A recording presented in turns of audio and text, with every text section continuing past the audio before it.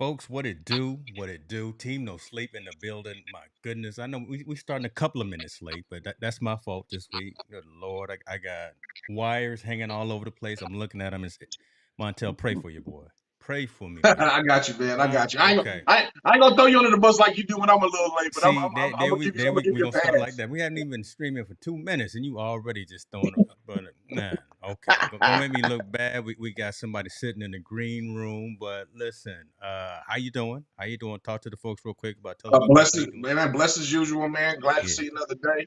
All this madness going on in the news and stuff, man. I'm just happy, that we get an opportunity to do our show again and bring shed some light on some of these stories that's going on. Yes, sir. Yes, sir. Listen, man, we're not going to mess around. We're going to go ahead and get focused. We're going to go ahead and get moving. As always, we got some topics that we want to get moving with y'all. But Monta, I'm going to let you go ahead and do the formal introductions to the man behind the scenes and let folks know who we got coming up. Absolutely. We got retired NFL player, former 1998 Pac-12 Player of the Year, Heisman Trophy finalist, the man that put Oregon on the map. They don't want to talk about it, but he put Oregon on the map. He's probably was one of the guys that helped transcend quarterback in the college. From definitely from an African American standpoint, he was a unicorn back in his day. There wasn't too many like him. Without further ado, let's bring out Akili Smith. He didn't call the man a unicorn. Listen, come on now. Come on now. He didn't mess around and called him a unicorn. Boy, see, Hey, okay. And we're going to leave that alone. Go ahead now. Come on now. Welcome I'm to the just I'm show, gonna be brother. Welcome truthful. to the show. Hey, there wasn't when he played when Akili played at Oregon, there was not a lot of guys in college football that looked like him that played like him. Let's just keep it honestly. Let's go That ahead was and a talk about unicorn. it. Appreciate that. I Before appreciate that. before those other guys, before the Michael Vicks, before the Cam Newtons, before the Donovan McNabbs, before all them, it was Akili Smith that set the tone, and he transcended the way it was played. Football was played in those days. So I don't think he gets enough accolades for that. The man has an impeccable resume. People want to try to talk about his NFL career that was kind of short tendered, but up until that Mhm. point, and even beyond that point, he achieved what not even 1% of this world does that plays football. He's already achieved it and done it, been there, done it. So I think we need to give him his flowers while he's still here. And I know the brother knows his X's and O's. Yeah. Like I said, he was one of the most talented quarterbacks to play in this time. So we got to salute to that, man. Definitely. Look at you. You better than Right on, man. Steve Harvey over there. But look, Gilly don't know what to do. you bring him home for real. Appreciate you for being here, brother. Listen, if you don't mind, Montel can definitely do the 30,000 foot level. But can you tell the folks who may not know who you are, kind of your origin story and kind of where you are right now, and just who Achilles Smith is, if you don't mind, brother. Yeah, just born and raised in Southeast San Diego. I played my youth ball at Skyline Park under the Pop Warner tenure. Now you got AYF and you got King Conference. You got so many different conferences going on right now. But back then, Pop Warner was cash cow, And then from there, I ended up going to Lincoln High School after my dad bounced me around a little bit. I played minor league baseball for 2.5 years, got drafted in the seventh round with the Pittsburgh Pirates. Once that was done, I came back to San Diego, went to Grossmont Junior College for 2 years, excelled there, ended up being the number one quarterback in the nation at Grossmont Junior College. And that's when Coach Bellotti and Coach Peterson came to a practice and sold me on the opportunity to be a quarterback at the University of Oregon. Once that was complete, we had a nice year at Oregon. I believe we got blown out in one game. That's when Arizona had that desert swarm working out there with Chris McAllister and those guys. I mean, that defense was vicious back then. And they Yeah. don't get a lot of credit. Hopefully Arizona can get their act together. I actually like Coach Fish. My family likes Coach Fish. And then I was able to be the third pick in the NFL draft to the Cincinnati Bengals. Yeah, listen, Yep. man, don't be humble now, right? Because you said a couple of things. Now I want to make sure folks don't just gloss over that. Man said he was drafted by the Pittsburgh Pirates. That's baseball. And this hmm man was Bo Jackson before Bo Jackson. hmm Right. So hmm definitely. So Yeah. let's talk a little. I know we're gonna get into some key stories, but I'd love to talk about just that whole aspect, right? Being a your Twitter account says triple threat, right? Just the fact of being excelling at that level, at these Hmm. sports at the same time. Talk to us a little bit about that, right? Having the opportunity to go into Major League Baseball, but then deciding to go into the National Football League, and then, like you say, day one, the first night, getting your name called, right? What 15 minutes later, right? Yeah, I mean, yeah, that's That's huge. not Anytime bad you at got an all. Yeah, opportunity, yeah, to get drafted in two sports, man. I don't like to brag about it, but there's not a lot of people that can say they got drafted in two sports. yeah. And chasing those dreams in baseball was my dad's dream. He made a bad decision, ended up going to the penitentiary. He had to lay down for 3.5 years, and when he got out, that's when he came and got me. And I was kind of chasing his dream, which was baseball, Mm, but ultimately I wanted to play football. So I spent 2.5 years trying to hit that curveball, and like Tony Gwynn always said, if you're a good curveball hitter, you can see that dot on the curveball. yeah. For me, I could never see that dot, so that's why I had to go back to football. But it was a great experience. Anytime you get opportunity to get a contract at 17 years old out of Southeast San Diego, you can help your family out a little bit. It's definitely a blessing. Awesome, awesome. But let me acknowledge this comment here. This is my mom, but mom, that's the wrong Oregon. And he was a duck. We gonna be beavers. So I know, but same state. That's why I didn't wear no OSU gear, right? I didn't wear none of my my orange and black right now. I didn't want to have you going through no fits or nothing. But Yeah, don't I do had that. I had to acknowledge that. Montel, wait, let's go ahead and get into it, man. Right? We always talk about kind of the social impacting story of the day. But I'm gonna throw you a curve, man, because another one came out this morning that is unfortunate. And since I'm up in Sacramento, I kind of want to talk a little bit about this and just get some awakening to this, right? So where are we at here? Former Sacramento Kings player Caleb Swanigan, I believe is his Yeah. last Mhm. name. We lost him. Well, we found out that we lost him this morning. So again, wanted to give some shouts out to his family and the people that are around Yeah. him. Let me make sure.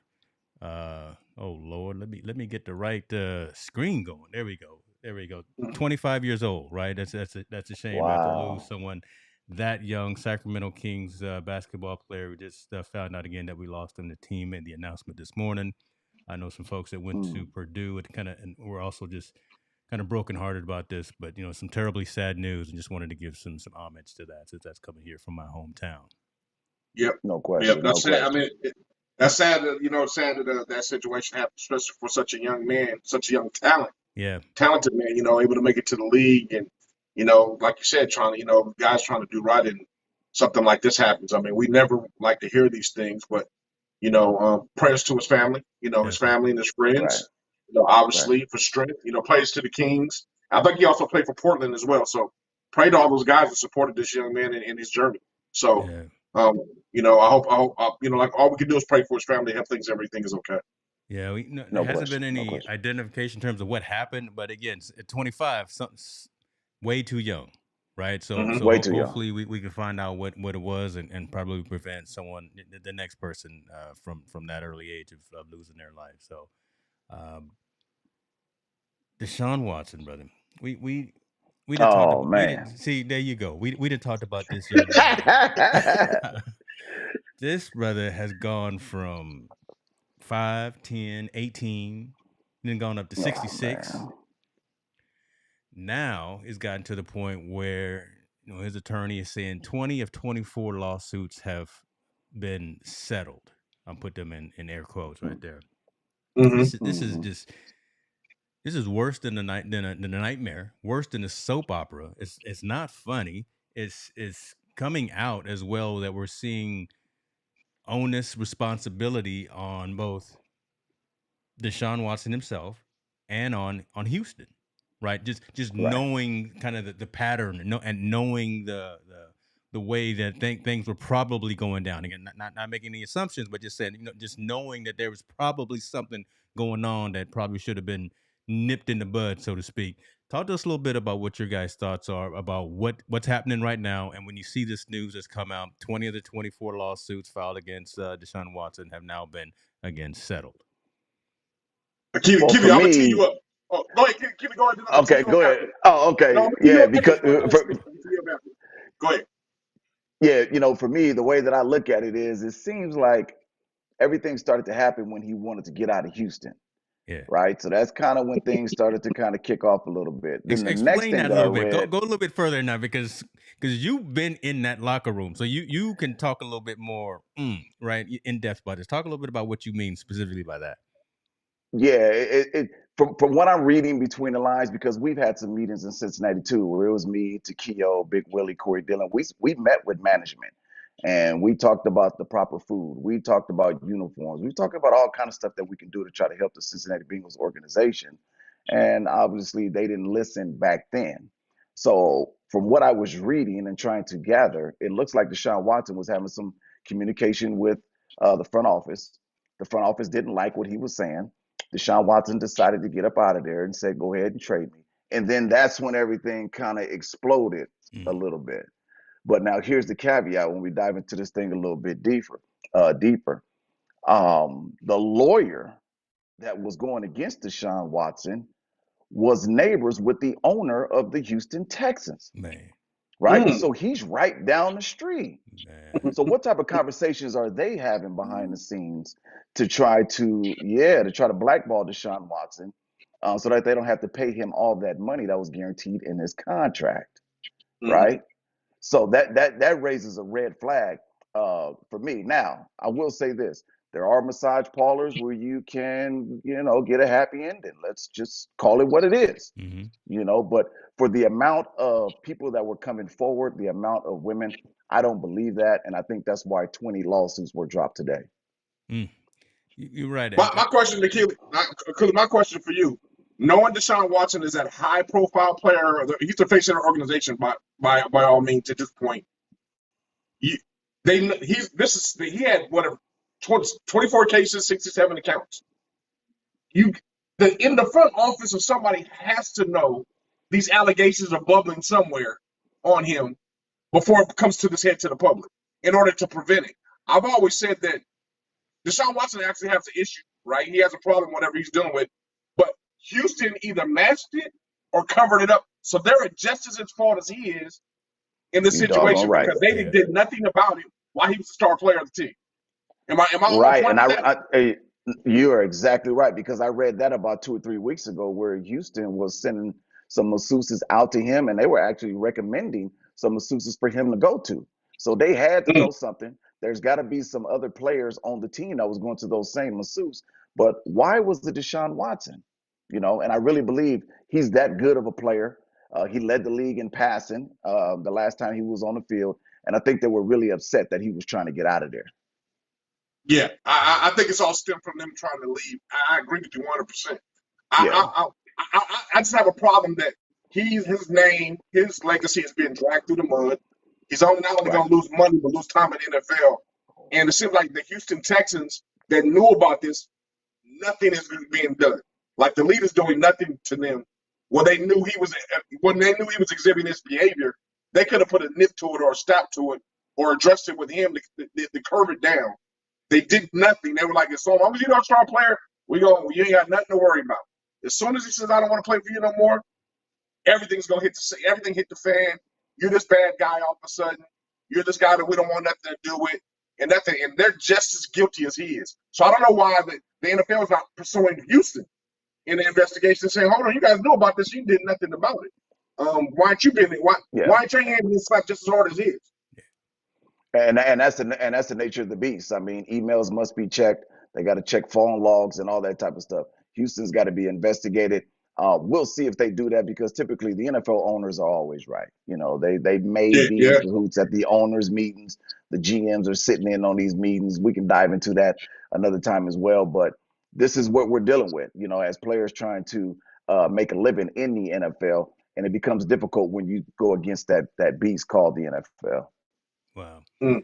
Let me ask this, man, because Akili, literally, you were in that same situation. Being that, and let me be clear, right? You were a quarterback in the National Football League. You got people around you who are.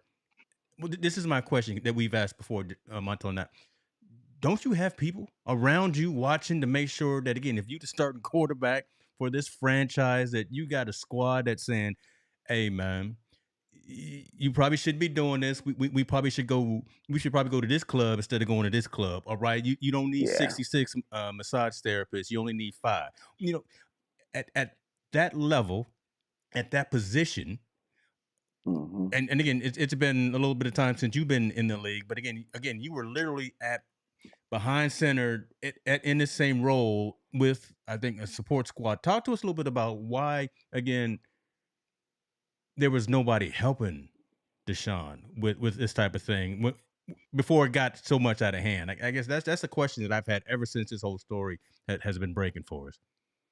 Well, I'm gonna be quite frank with you. He probably has some people in his corner that was helping him and trying to persuade him to make the right decisions. But when you're the number one passer in the NFL and you're making 10, 15 million a year, sometimes you're not listening to those advisors and those people Wow, around you. wow, You know, you look, you get in your car and say, "Nah, I don't need nobody to ride with me today. I'm going over here to this masseuse. tell it like I'm it gonna go is. relax. Okay, It's been a tough day, and I'll check back with you guys in a couple hours."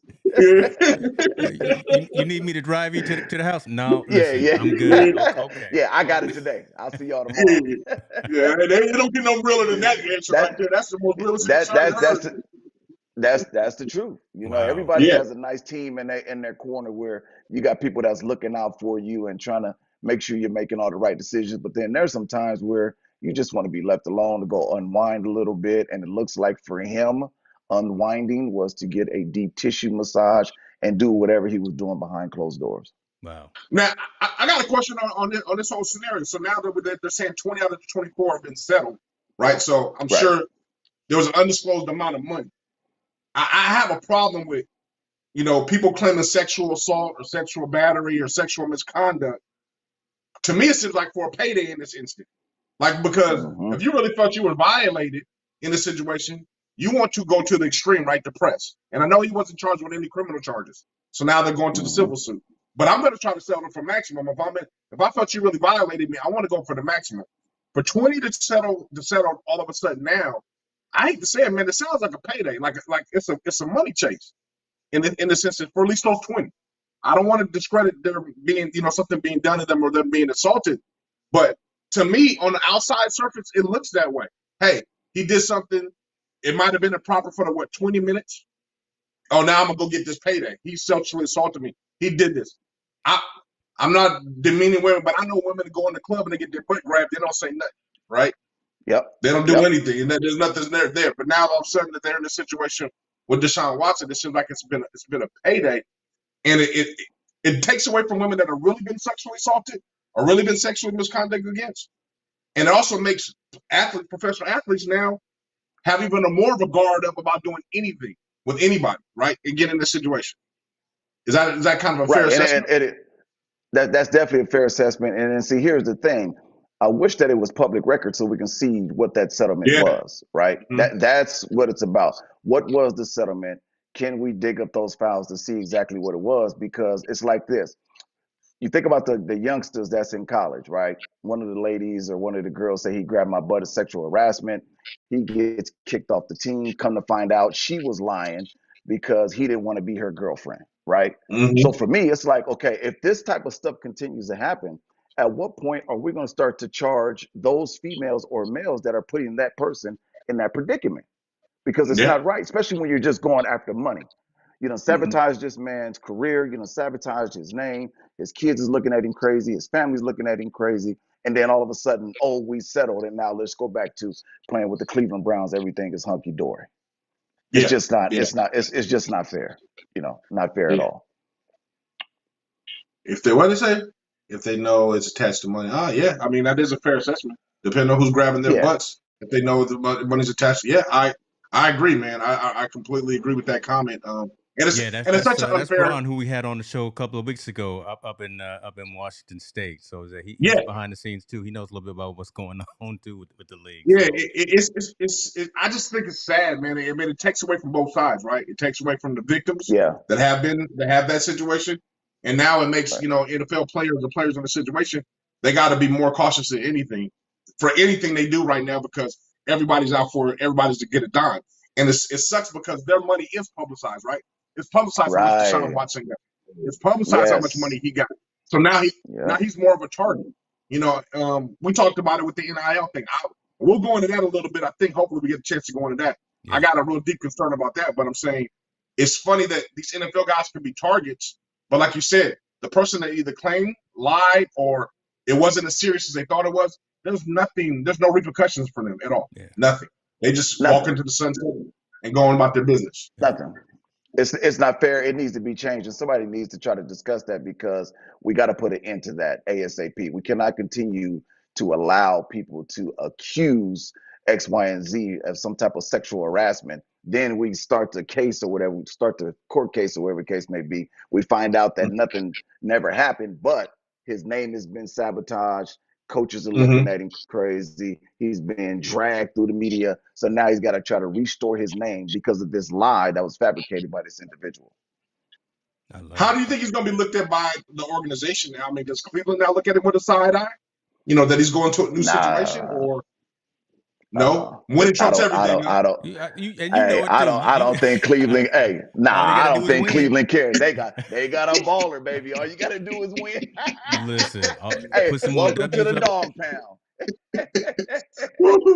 What? Wow. All right. So again, here I come out of right field. What does that say about us as a society, right? This man is accused of all of this stuff. Again, I didn't go into law. I'm into technology, but I'm just saying, what does that say for us as a society that we out there now betting on sports, we out here now buying all the memorabilia, all the gear. Akili, I may have to get some of your jerseys too. We're gonna talk about that in a minute. But we invest in our athletes, in our sports, in our entertainment. Fan is short for fanatic. All he got to do is get out there and run up and down the field. All he got to do is throw a few touchdown passes. All he got to do is win. And next thing you know, Deshaun Watson could be in the next Pro Bowl. He could be right. I mean, we could just move on from this if. We're the most hypocritical people in the world. That's not sports fans and people. We're just hypocritical. Yeah. And I hate to throw your man under the bus, James, but they did it. They did it with Roethlisberger. God, I knew you would see it. As I was talking, I knew you was gonna bring up my Steelers, but you're right though. I mean, I'm not talking about got away with it. Him in particular. You're right. He committed. He did this. They swept it under the rug as best as they could. They tried to keep it out of the media. He was charged. It went away so quietly, and he just kept on winning. Yeah. No one ever brought it back up again. Ben's a legend now.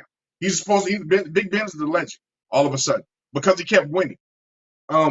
This is Deshaun Watson didn't even rape nobody. He was charged with them massaging him, and he's been dragged through the mud like he didn't committed the worst crimes in the world. So I think, and I'm gonna say this bluntly, there's a race issue in there, a race connotation in there, and the fact that Ben did continue to win. The winning trumped everything in this case, whether you did a criminal charge or not. Unfortunately, it trumps everything. And Deshaun still got to have to prove himself as a winner to clear his name and put in the back burner. But he's been slandered all over social media and in the news, where Ben was so quiet. Some people don't even know Ben committed sexual assault and rape on this girl in a bathroom, in a restaurant. At the end of the day, when you're talking about NFL owners or NBA owners or any owners of the big time organizations on planet Earth, it's all about the bottom line. Wow. They want you to win so that they can continue to make money. We'll sweep that under the rug. This too shall pass. And guess what? The show must go on. That's just the way it works. The show must go on. That's a good point, man. I agree with Ron right here. This comment.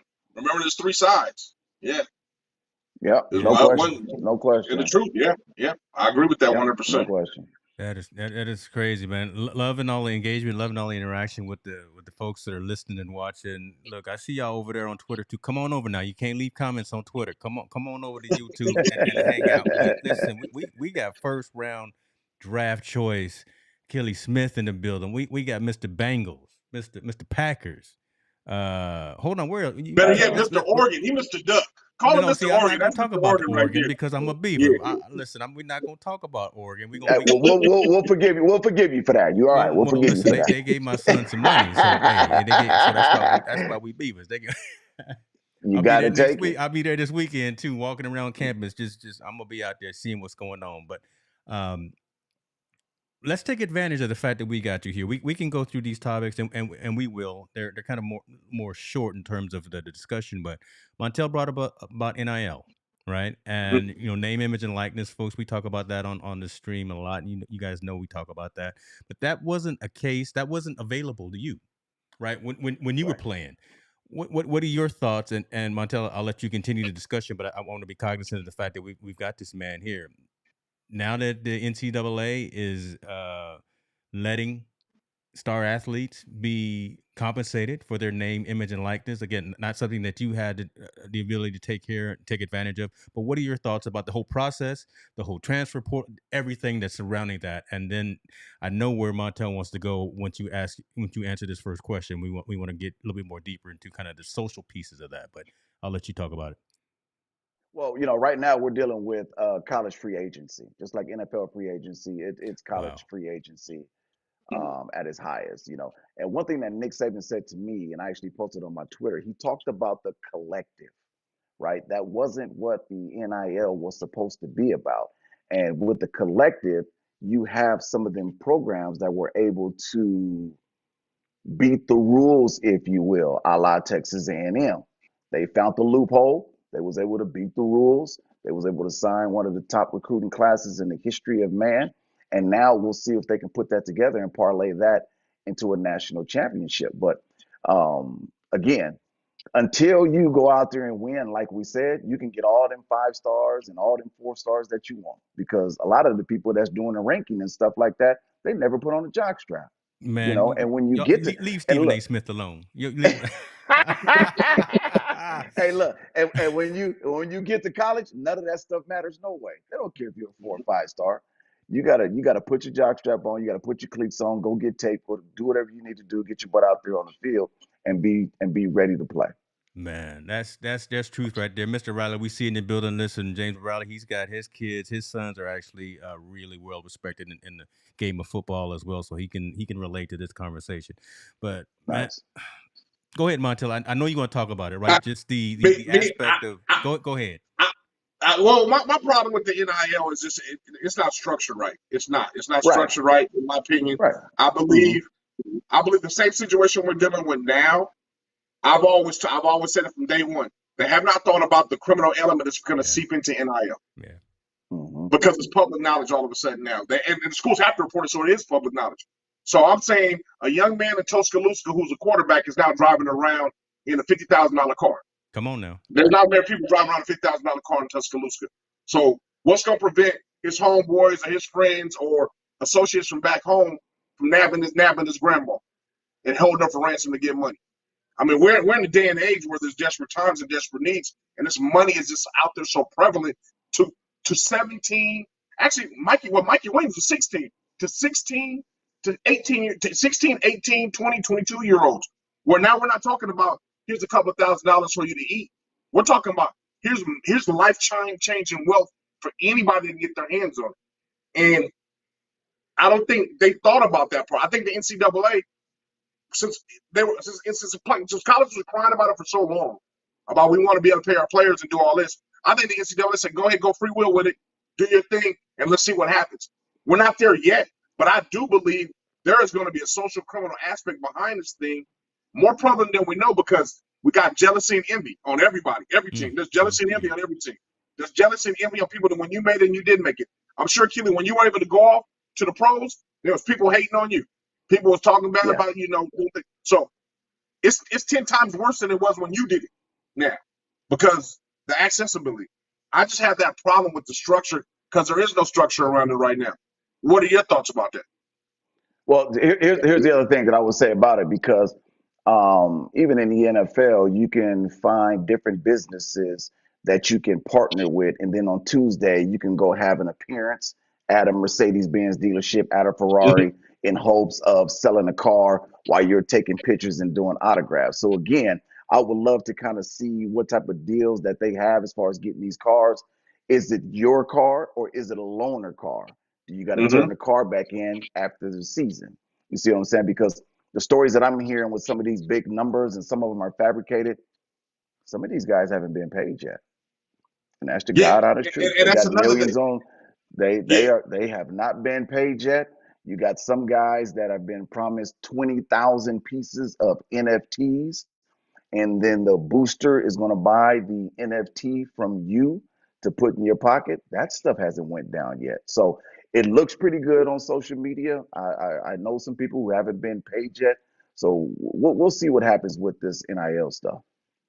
Yeah, I know you're right on that. I know I've seen some people that they haven't been compensated for what they're saying and all that stuff.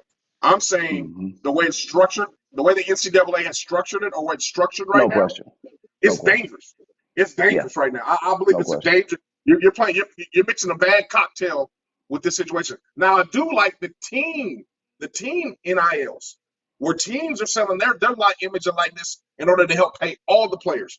I think that's excellent. I think some of the teams are doing. I think LSU was the first team to do it. They're selling They're their doing it the team right likeness. way. Yeah. Yeah, they're doing it the right way. They're paying all their players, so Yeah. that's a great thing. I just Mm-hmm. have a really big problem, man, with some of these players, like I said, getting this kind of money at this young of age with very little. I mean, we already have a hard time when you guys are first drafted, teaching them how to manage money, how to do these things. I can't only imagine a 16-year-old, 17-year-old, 18-year-old coming into $800,000 or having an $800,000 deal with somewhere along the line was promised to him. How do you navigate with that? And also, what about when the pressure's too much and he fails? What if this Mm-hmm. high prospect gets all this money and all of a sudden he's not productive on the field? We haven't even talked about that impact yet, which could possibly happen. What is that going to do to a team or to a player? Because we just know USC just signed a big NIL deal. One of their players just signed a big NIL deal. What if he's not successful at USL? Tell me what you think. What's going to happen? You've been there. What's going to happen if he's not successful? Yeah. That just happened with Spencer Rattler. Spencer Rattler Yes. signed a huge deal. And next thing you know, Caleb comes in, he's balling. Spencer got to transfer out of there. Caleb gets a deal at USC, and now Oklahoma is shopping for another quarterback. We could talk about DJ Ukulele, another millionaire. Again, we got to be able to see the books. We got to be able to see the contracts to make sure that these youngsters is getting that money. But he was another one that didn't have a big year like they expected him to have. So from that perspective alone, I think it's very dangerous with what they're doing right now. You're right. The NCAA must step in and regulate some of the rules and stuff like that. But hats off to Texas A&M, man. They found the loophole. They was able to discover some money from some of them boosters. They got them youngsters into their school. And let's be quite real about this. SEC been doing it for years, baby. They've been prior to the NIL. SEC been doing it for years. So now I think Big Nick is kind of upset that the rabbit is out the hat because now some of the other schools have been able to keep up with him and get some of them 5-stars to come to their program. I got a quick question before you interject, Jack. So with that being said, you just said it. I've always said bigger markets are going to start to swallow the small markets, and I think Nick Saban sees the writing on the wall. Like if Texas A&M and USC can give all this money out, there's no way the boosters of Alabama are going to be in a match in the long term with the Michigans, with all, because that money there is super long. Tuscaloosa got long money because of the football program.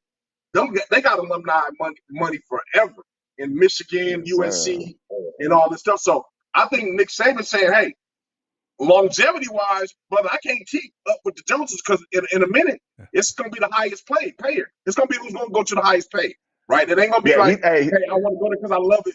No, it's going to go, I'm going there because they're giving me $1 million off the bat, off the rip coming out of high school. That's why I'm going there.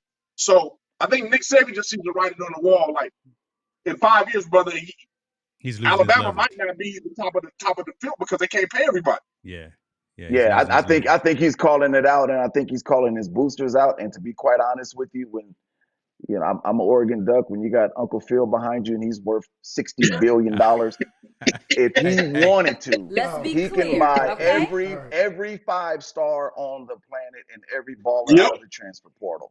But there's a reason he hasn't done it yet. You see what I'm saying? As his lawyers are probably looking at what's going on with this NIL stuff.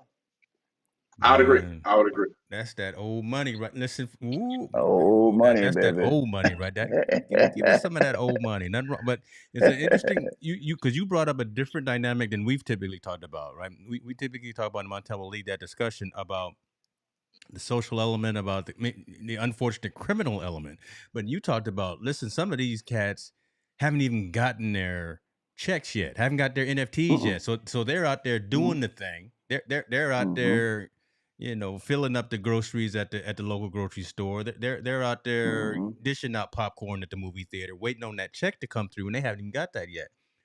They That's ain't going to got it. be a rude awakening, I think, as well, when some of them young athletes get on their social media accounts, get on their Twitter, and start talking about, hey, you know what, X, Y, and Z Mercedes Benz company has stifled me on my 50.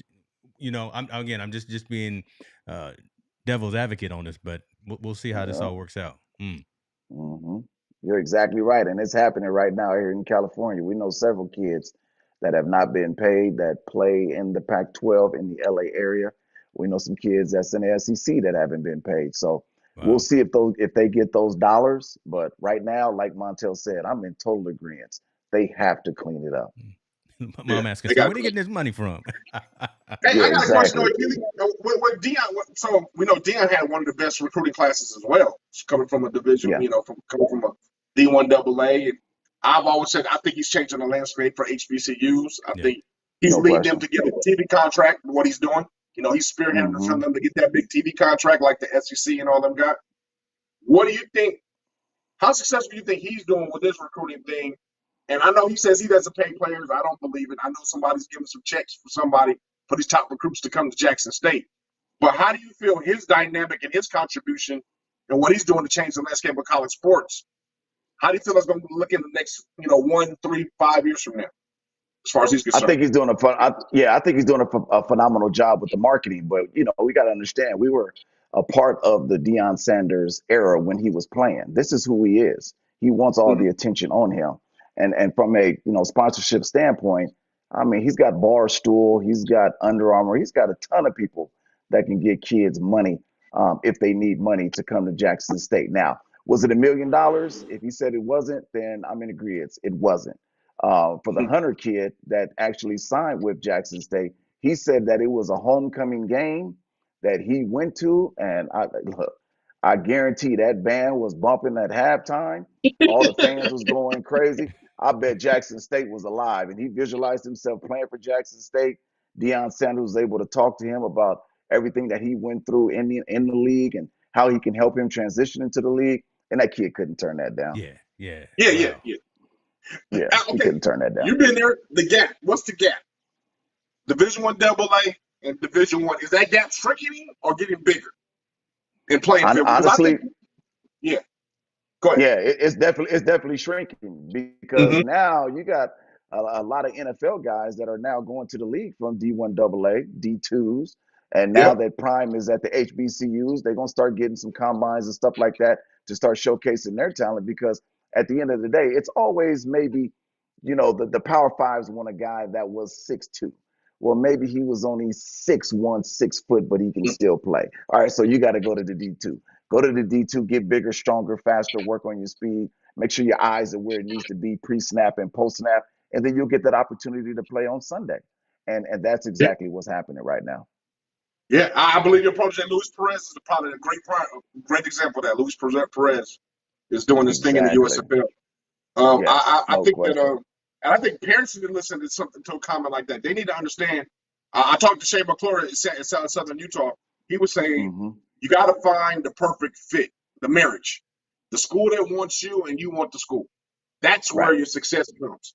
When you have one or the other that's hesitant on each other, it's never successful. It's never successful. If the college don't want you and you want to go there, or the new coaching staff comes in and don't want you, it's never successful, and vice versa. If you want to be there, and they don't. It has to be a perfect marriage when success kind of thrives And that's in and those that's what settings. I tell my quarterbacks all the time. Like, listen, there's a quarterback right now. His name is Jack Sears. He was at USC. He went to transfer to Boise State, and now he's talking about sitting this year out because he's in a portal, and a Power Five didn't decide to take him. Hmm. At the end of the day, the NFL recruiters are going to find you, but they got to have something that they can evaluate. When the ball is on the left hash, how many times did Jack Sears throw the ball clear across the field? Was it 10 times? How many times was he accurate? How many times did Jack Sears hit a bang eight? How many times did Jack Sears hit a curl route? How many times did Jack Sears throw a 50-50 ball on a go ball? How many times did Jack Sears had to scramble, step up in the pocket, and make an awkward throw? All they need is something to evaluate. And that's what I'm Hmm. trying to tell these guys. You know how it is, Montel. We struggle in San Diego to try to convince these guys to go Yep. D1 AA or D2. Nah, man, I'm just going to go JUCO. I think I can play Power 5.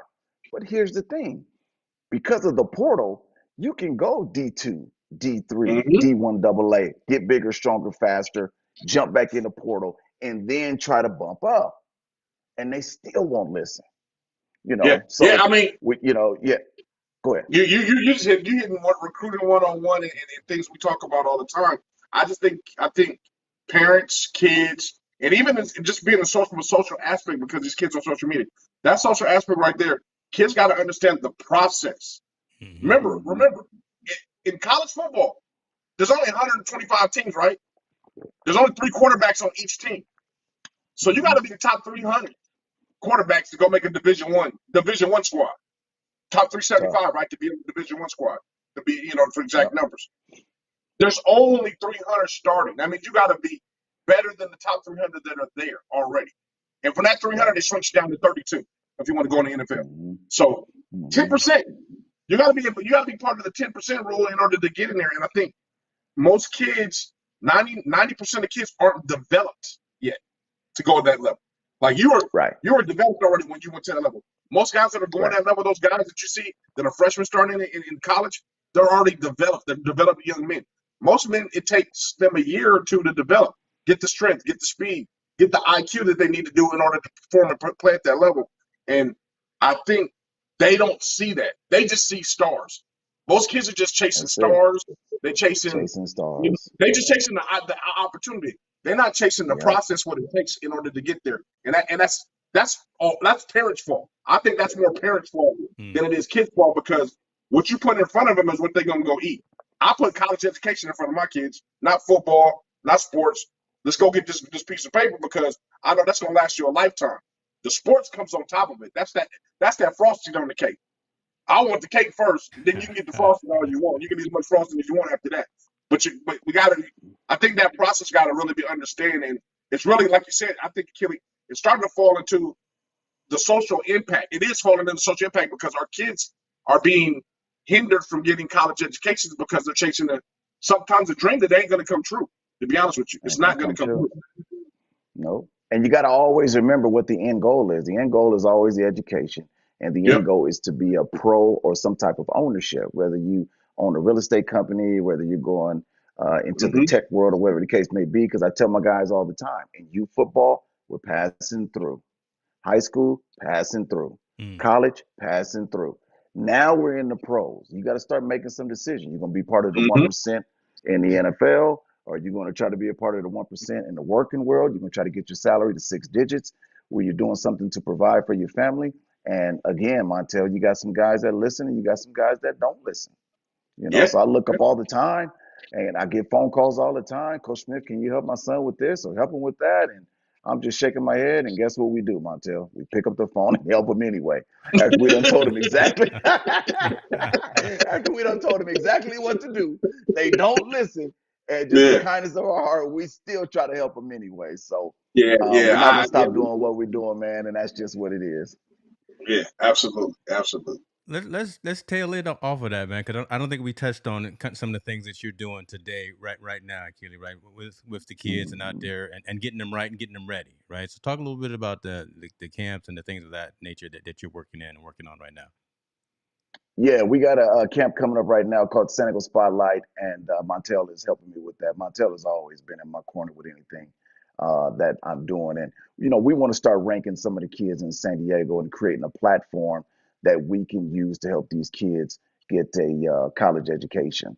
Outside of that, I've got several quarterbacks that are in college right now. I think the number's at about 15 or 16.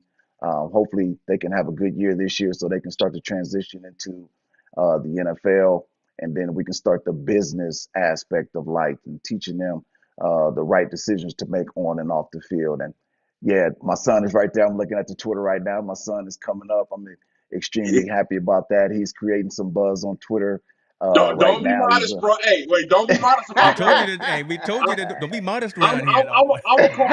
call it. Hey, we're here first. DJ will be the number one quarterback in the nation by his senior year. White The on, number man. one Wow, quarterback that's in big. high school football his senior year. James, I seen this kid when he was young.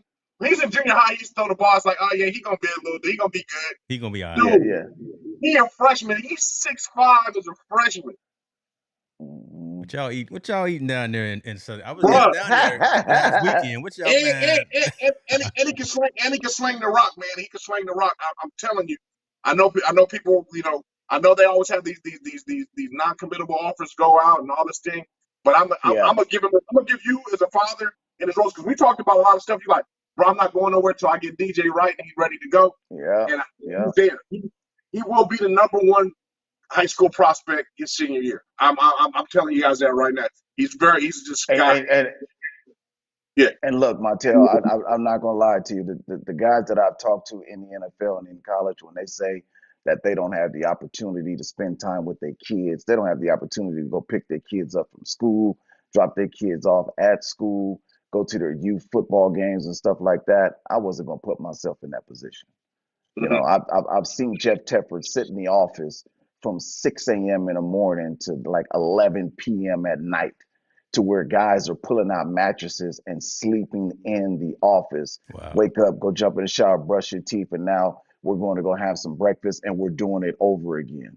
The wife comes on Saturday, gives them a kiss after the game or whatever the case may be, but they are stuck in the office because guess what? Big business requires you to be at your desk to win football games. My Mhm. And goodness. I didn't want to do that with my family and my kids.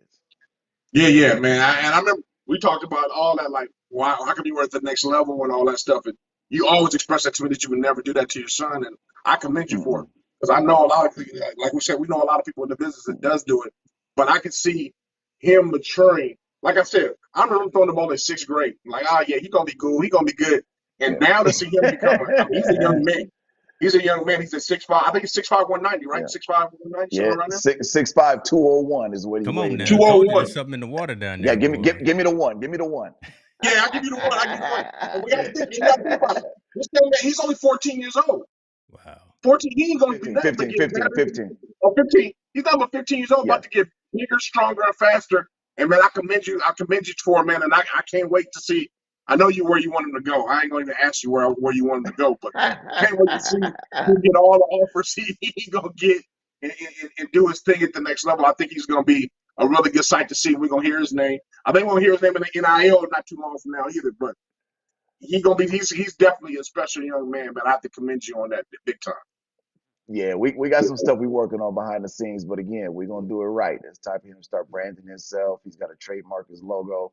He's got to go to GoDaddy and purchase that. You know, we got to talk about the Yeah. life insurance and putting his money in the right place and all that type of stuff. So, yeah, we definitely gonna educate him to make sure he's good to go. See. Man. That's doing it the right way. Right. So we could go for like 2 more hours. Just again, as I started, Hey, bring me he's back got the people anytime. behind him, and you're Mm, just such an interesting case because again, you were there, right? Again, right. the night one, you got your name called, right? And so you have been in those rooms, you have been on the field, you know all of Hmm. the lights, camera, and action, and all that, and to have you as a father talking to a son who's going to come right up behind you, that's just an interesting situation. So shouts out to you and kudos to you, your family, right, for Thank you. for for, for Thank that you. work right there. Wanted to bring this comment up because again, Mr. Riley is down in your neck of the woods as well. He says his son realizes he made the wrong choice when he chose his first D1 program, but he got that degree and has jumped into the portal, selected another place to finish his football career. Education first, sports second. No question. Yeah. Yeah. No question. Yeah, no I, question. I, That's a good truly, I job truly, right there. I believe in that moniker. I always believe in that moniker because I like to play the long game. You know what I'm saying? I know for a fact how hard it is to make it to that league and then to be sustainable and really to make money in the league. You got to be there for what, 5 years now before you get pension, right? I think it's 5 years Four before you get years. pension. Yep. You got 4 to years get before you four get in. pension. So you got to be on Hmm. the active roster for 4 years before you can get that long term money in the NFL.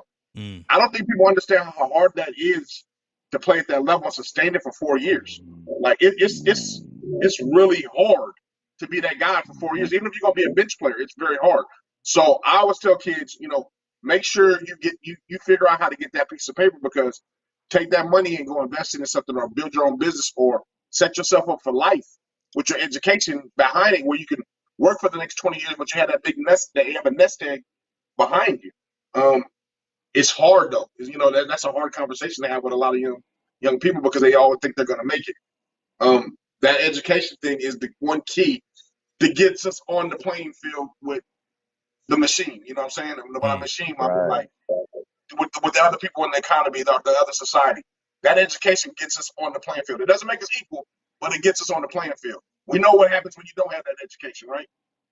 No Few slip through question. the cracks, No but question. most of them stay down in the bottoms, and do have to take penitentiary chances on order to make life work.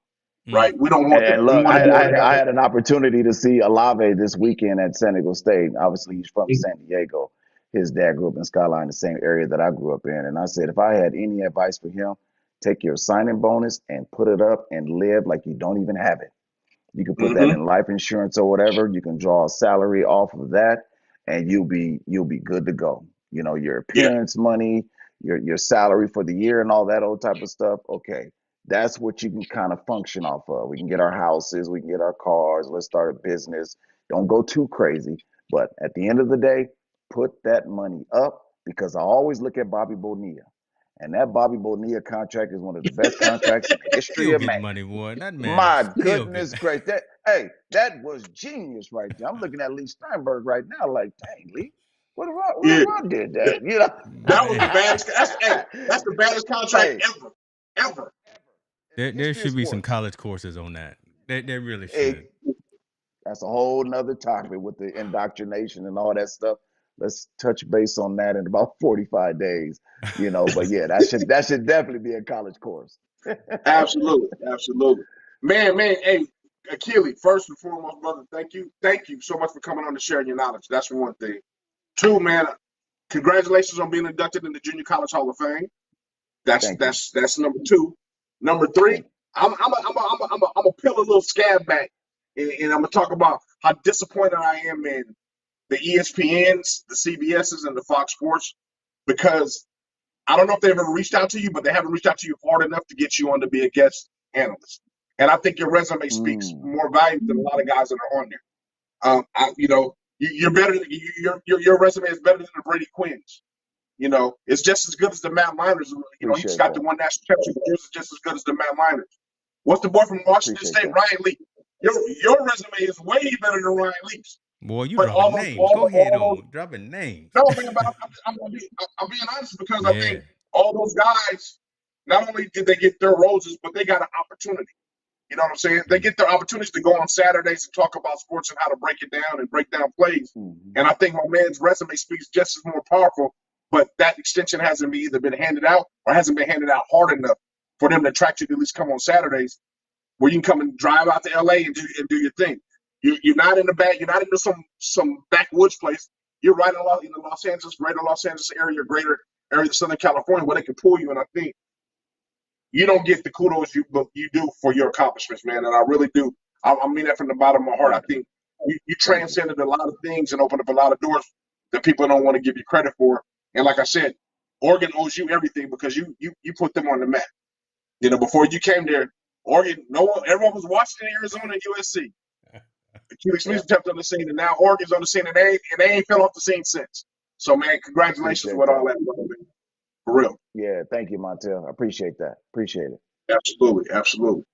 Man, this is what it's all about. Glad we had the opportunity to have you on and talk. I like what Mr. Riley said. Yeah, and bring Coach Smith back soon. Listen, Yeah, you yeah. got. I always say Anytime. you got keys to the front door. Just come on in, right? Just don't eat all the food, but you can come Yeah. on in at any time, and let's chop it up, because there's so many more items that we could have discussed, and again, just someone from your perspective to hear what it's like, again, in that locker room, behind the scenes, going through the process, which Yeah. we talked about. Would love to hear that, especially for the youngsters. So someone like James Riley, Yes. right? He's out there coaching as well, and his sons are out there playing the game. So he's got an intimate knowledge to what's going on behind the scenes. So let's see what we can do and keep that moving. Akili, tell Okay. folks where they can find you moving forward, man. Because I'm definitely gonna put a couple of links, like your Twitter account and some things like that, in the description. But tell folks where they can find you, man, moving forward. Yeah, definitely on Twitter. You can find me at Akili Smith. There it is right there. And then I'm on Facebook under Akili Smith as well. Be careful with the Akili Smith page on Instagram. I have been hacked. So I'm in the process of trying to Oh, get okay, that hold back. on. But So that's not I'm you, not because when I that went and looked at it today, I said, "Who is?" somebody Right. hacked I'm me and glad you put a said that. female I'm glad picture you up said that. I there. was like, wait a minute. You notice I didn't put it up. Okay. Nah, nah, that's not me. So look, I had to put my face all on the screen with Instagram and to the side and turn it that way. So I'm in the process of trying to get my Instagram back right now. Trying to get it If it doesn't verified. happen, then I Okay. got to start it. Yeah, I'll get it back. But I'm not hard to find. I'm on Twitter. I'm on Facebook. DM me anytime. I love talking about life, football. It doesn't matter. And if I don't have the answers, I will try to find the answer for you. I love it, man. Love it, brother. Appreciate that. Listen, Montel, tell folks, man, right? Every Tuesday we come on, we try to talk about the social impact of sport. Yeah, Um, absolutely, man. We try to bring the real and bring different perspective, and always look through another person's lens, right? This time we got to look through a professional athlete's yes, lens. sir. How things are supposed to work and where they go, and his perspective on things. So, man, we're just trying to bring a different twist to the podcast game, so we God, can, look, we so we hitting can them make here, things and better. then on Sundays, listen, was it Sunday mornings? You got straight from the horse's mouth. Talk to him now. Straight Talk from to the him. horse's Oh mouth, Lord, man. Like let me get you right. I wasn't planning on using this yeah, shit. yeah, There yeah, you yeah, go. yeah. Straight from the horse's mouth is we cutting out the middleman for information. That's bottom line. That's what it is. I'm connecting, coaches and trainers like Akili, which I will have him on the show if he's still online. He'll be coming on the show soon. But I want coaches, trainers, people administrative in colleges to tell kids the process and get them to better understand the process. What goes on with recruiting, what goes on with administrative, what goes on with your academic education and your compliance and all the whole nine, everything they have to do with you moving up to the next level. I want to be able to have it here on this show and be able to connect the dots for kids, so they don't hear from a relative that used to play, or they don't hear from a coach, or they don't hear from somebody else. They can hear directly from a guy that's in that profession. Yeah. Hold on, Akili, he logged off. Oh, Did you you? logged off? Yeah, where he Brother, at, man? He's supposed to be behind this brother, man. He my threw with brother us. jumped. It's all good. It's all good. He threw with us. Jim, I just saw your comment, man. I don't know why they flagged that one. I'm gonna change your access on the channel, brother, because I'm gonna make sure you don't get blocked like that. So I just saw your comment. I appreciate you. Listen, folks, we out. Stay well. Take care of yourselves. We will be back. Listen, Keone. Okay, parents need that information. Yes, sir. Thank you for joining. Thank you for joining us as well. Next Tuesday, we got another topic. We didn't talk about any of the other topics. We were going to talk about the Brittany Griner thing. We were going to talk about what else were we going to talk about? Oh We're my gonna talk God. about homeboy, the swimming dude. They banned him now. They said they can't put the Yeah, that was transgender. going. So Yeah, that'll yeah, still be fresh next week. So yeah, tune yeah. in next Tuesday, 6:30 p.m. Pacific time, folks. We with you. We out.